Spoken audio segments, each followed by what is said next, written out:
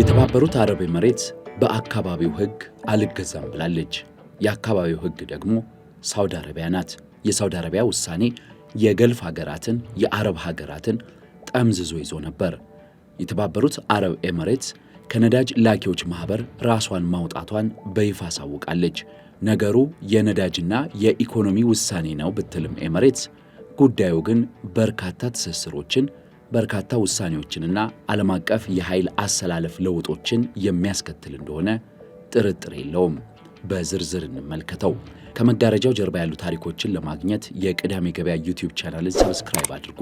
ትኩስ ትንታኔዎች እንዲደርሷችሁ የደውል ምልክቱን ይጫኑ።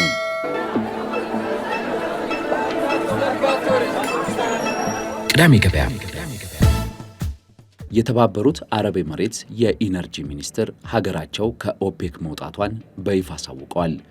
ይህ የሀገራችን የረጅም ጊዜ የፖሊሲ ውሳኔ፣ ኢኮኖሚያዊ ውሳኔ እንደዚሁም ደግሞ ጊዜውን የጠበቀ ውሳኔ ብለውታል ሚኒስትሩ። ለዚህም እንደ ምክንያት የሚያቀርቡት አሁን በገልፍ ሀገራት አካባቢ ባለው ግጭትና በኢራን ጦርነት ሳቢያ የዓለም የነዳጅ ፍሰት ተስተጓጉሏል። ስለዚህ አሁን ይህንን ውሳኔ ብንወስን ብዙም የሚመጣ አፋጣኝ የኢኮኖሚ ተግዳሮት በዓለም ሀገራትም በገልፎ ሀገራትም እንደዚሁም በኦፔክ ሀገራትም የለም። ጊዜ ፈጅቶ የሚመጣ ለውጥ ስለሆነ ይህንን ውሳኔ አሁን ለመወሰን ወስነናል ብለዋል የኤምሬቱ የኢነርጂ ሚኒስትር።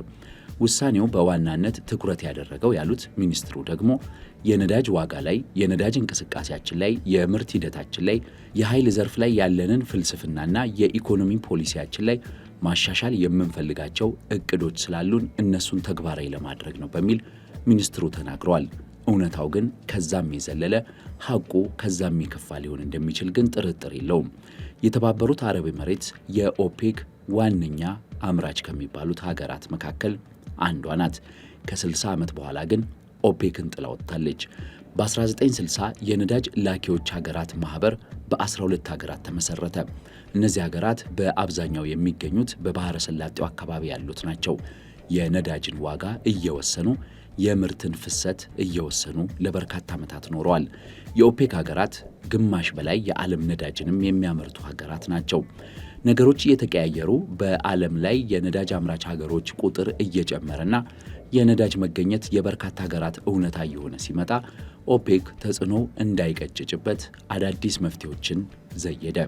ከዚህ ውስጥ ዋነኛው ኦፔክ ፕላስ የሚባል ስልት በመንደፍ በ2016 ዓመት የዛሬ 10 ዓመት ገደማ ሩሲያንና ሌሎችን 10 ሀገራትን በኦፔክ ፕላስ አባልነት አካቶ የነዳጅ የበላይነቱን አሁንም ያዘ።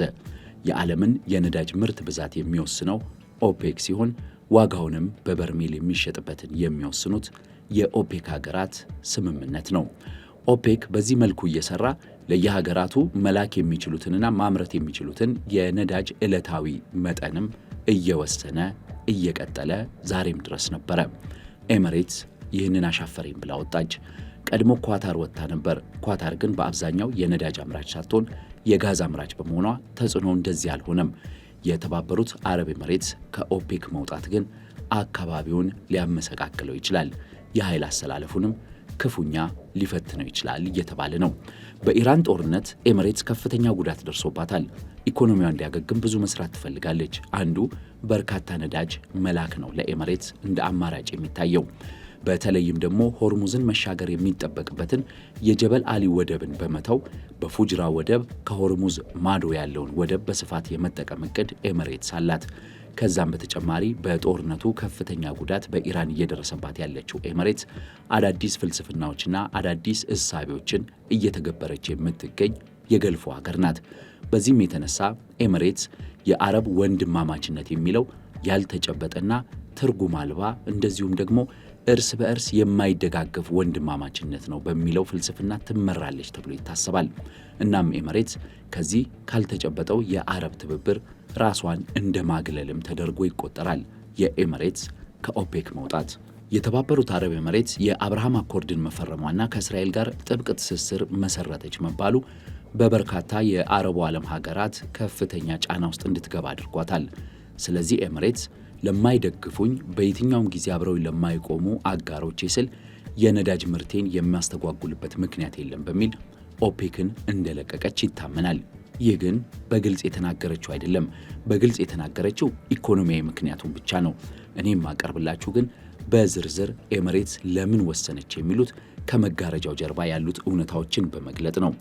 በኦፔክ የተለያዩ ስብሰባዎች ላይ ሳውዲ አረቢያና ኤሚሬትስ ግጭት ሲፈጥሩ ተስተውሎ ነበረ።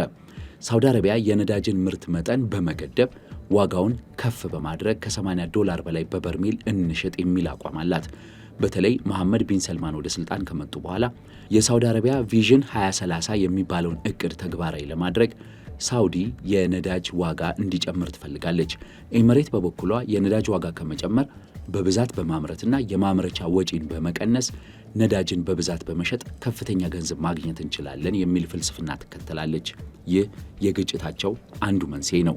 ከዛም በተጨማሪ ሳውዲ አረቢያና ኤሚሬትስ በየመን ጉዳይ፣ በሱዳን ጉዳይ፣ በተለያዩ ዓለም አቀፍ ፖሊሲዎች ጉዳይ ላይ ከፍተኛ ግጭት ውስጥ እንዳሉ ይታወቃል። የኤሚሬትስ የኦፔክን የመልቀቅ ውሳኔም ይህንን ግጭት እንዳከረረው ጥርጥር የለውም። የተባበሩት አረብ ኤሚሬትስ በነገራችን ላይ በኦፔክ በነበረችበት ጊዜ ዋነኛ ሚዛን ጠባቂ ትባላለች። ሳውዲ አረቢያ ግዙፏ አምራች ስትሆን በኦፔክ ውስጥ ኦፔክ ፕላስ ከተመሰረተ በኋላ ደግሞ ሩሲያ ከፍተኛ ኃይል ይዛ መጥታለች። ሩሲያና ሳውዲ አረቢያ ግጭት ውስጥ ሲገቡ አስታራቂ ሆና የምትገኘው ኤሚሬትስ ነበረች። አሁን ግን ኤሚሬትስ በቦታው የለችም። የኤሚሬትስ ውሳኔ ይህንን ይመስላል። በኦፔክ ስር እያለች ሶስተኛ አምራች የነበረችው የተባበሩት አረብ ኤሚሬትስ በየዕለቱ ከ2.6 እስከ 3.6 ሚሊዮን በርሜል ነዳጅ እያመረተች ትሸጣለች። አሁን ግን ኤሚሬትስ ያንን ማስፋፋት ትፈልጋለች። በነዳጅ ማምረቻዎቿ ላይ የ$150 ቢሊዮን ኢንቨስትመንት ያፈሰሰችው ኤሚሬትስ በ2027 በየዕለቱ 5 ሚሊዮን በርሜል ነዳጅ የማምረት እቅድ ነው ያላት። የተባበሩት አረብ ኤሚሬትስ ትንታኔ እንደሚያሳየው ከሆነ የነዳጅ ፍላጎትና የፎሲል ፊውል ኃይል ፍላጎት በ2040 በከፍተኛ ደረጃ ሊቀንስ ይችላል። የዓለም ኢኮኖሚም በብዛት ለኃይል ፍላጎቱ አረንጓዴ አማራጮችን እየተጠቀመ ሊሄድ ይችላል። ስለዚህ ነዳጅን ቀብሮ ማቆየት ምን ይጠቅመናል? ቶሎ አውጥተን መጠቀም አለብን የሚል አቋም የተባበሩት አረብ ኤሚሬትስ አላት። ይህን ደግሞ ኦፔክ አልደገፈውም። እናም መውጣቴ ኢኮኖሚያዊ ብቻ ነው የምትለው ኤሚሬትስ በዚህ የተነሳ ነው። በነገራችን ላይ ይህ ዜና ለአሜሪካ ሰርግና ምላሽ ሆኗል። የተባበሩት አረብ ኤሚሬትስ ከኦፔክ መውጣቷ አሜሪካውያኑን የሚያስፈነድቅ ዶናልድ ትራምፕ በደስታ የሚቀበሉት እንደሆነ የሚያጠራጥር አይደለም። የአሜሪካ መንግስት በተለይም ዶናልድ ትራምፕ በተደጋጋሚ ጊዜ ኦፔክ የሩሲያ መጠቀሚያ ሆኗል፣ ሳውዲ አረቢያና ሩሲያ እየተመካከሩ የዓለምን የነዳጅ እንቅስቃሴ እንደፈለጉ እየዘወሩት ነው የሚል ቅሬታ አላቸው። እናም የተባበሩት አረብ ኤሚሬትስ መውጣት የኦፔክን በረዥም ጊዜ የመዳከም ሁኔታ ስለሚወስን አሜሪካውያኑ የሩሲያን አቅም ያዳክማል በሚል ደስተኛ እንደሆኑ ጥርጥር የለውም። አሁን የኤሚሬትስ ከኦፔክ መውጣትን ተከትሎ የዓለም የነዳጅ ዋጋ ላይ የተወሰነ መረጋጋት እንደሚኖር ይጠበቃል። ነገር ግን የነዳጅ ምርት፣ የነዳጅ ሽያጭ በጦርነቱ በከፍተኛ ደረጃ ጫና ውስጥ ስላለ ነገሮች በአጭር ጊዜ መፍትሄ ያገኛሉ ብሎ መጠበቅ የሚቻል አይደለም። ግን የተባበሩት አረብ ኤሚሬትስ በስፋት ነዳጅ የመሸጥ እድል ታገኛለች። ምክንያቱም ኢራንና ኢራቅ የሚልኩት ነዳጅ በከፍተኛ ደረጃ መቀነሱ የሚታወቅ ስለሆነ፣ በረዥም ጊዜ ደግሞ የኦፔክ ውድቀት ሆኖ ሊመዘገብ ይችላል። የዓለም ኢኮኖሚ የተለያዩ ጉዳዮች እየገጠሙት ነው። በተለይ የኢራን ጦርነት ከተቀሰቀሰ በኋላ በገልፎ ሀገራት አካባቢ ያለው ልዩነት እየሰፋ፣ የባህረ ሰላጤው ሁኔታ አዳዲስ መልኮችን እየያዘ፣ አዳዲስ የኢኮኖሚ ትብብር፣ አዳዲስ የኃይል አሰላለፍና አዳዲስ የዲፕሎማሲ ፍትጊያ እየታየ መሆኑ በጣም ግልጽ ሆኗል። የተባበሩት አረብ ኤሚሬትስ ከኦፔክ መውጣትም በርካቶችን ያስደነገጠውና የዓለም መነጋገሪያ የሆነውም በዚህ የተነሳ ነው። የቅዳሜ ገበያ የዩቲዩብ ቻናልን ስለተከታተላችሁ እናመሰግናለን። ቻናላችንን ሰብስክራይብ አድርጉ። ትኩስ ትንታኔዎቻችን እንዲደርሷችሁ የደወል ምልክቱን ይጫኑ።